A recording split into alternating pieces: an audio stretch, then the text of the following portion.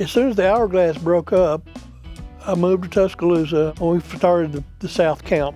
Well, about 8 months into the playing with that, Duane, in the meantime, gravitated to Muscle Shoals and started living with Eddie Hinton.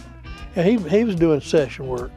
One day in the spring, it might have been February, March of '69. That's just following the breakup of the Hourglass. He called me and says, Hornsby, somebody at Atlantic, they've heard some stuff I played on a record, and they think they want to maybe sign me to Atlantic, and they want me to cut some demos to see if they can build a band around me. How about coming up and playing on some demos with me? And I thought, well, okay. And I went up and we spent about, 2 or 3 days cutting demos. It was Johnny Sandlin and Barry Oakley and Duane and I. And all these songs wound up on at least 1 or 2 of his anthology albums.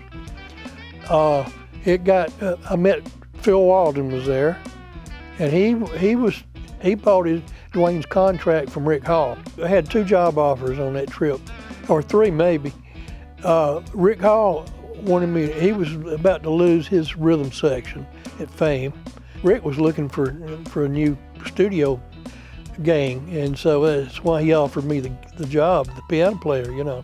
Then Phil wanted to build a band around Duane, and he wanted to know if Johnny Sandlin and I would go back. You know, essentially he wanted to reform the Hourglass.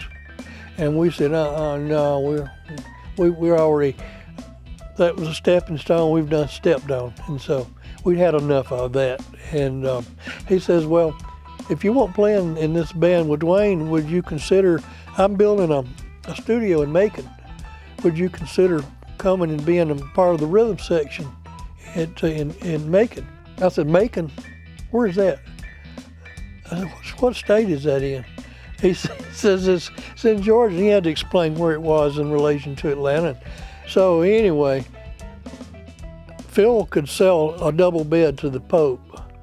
And after about 2 months of calling every day, and he'd make the offer a little more attractive. And then he hired Pete Carr and Johnny Sandlin first. And I got to thinking, well, I don't want to go to Muscle Shoals and work for Rick, because I never did. At that time, I hated the town. There was nothing there. It was a dry county. There were no nightclubs, no liquor places, and no nightclubs to play music. And you had to drive across the Tennessee state line to get a 6-pack of beer. So I thought, well, Macon, I said, is it a dry? I said, do they sell liquor down there? Yeah. So I moved here 4th of July weekend in 1969.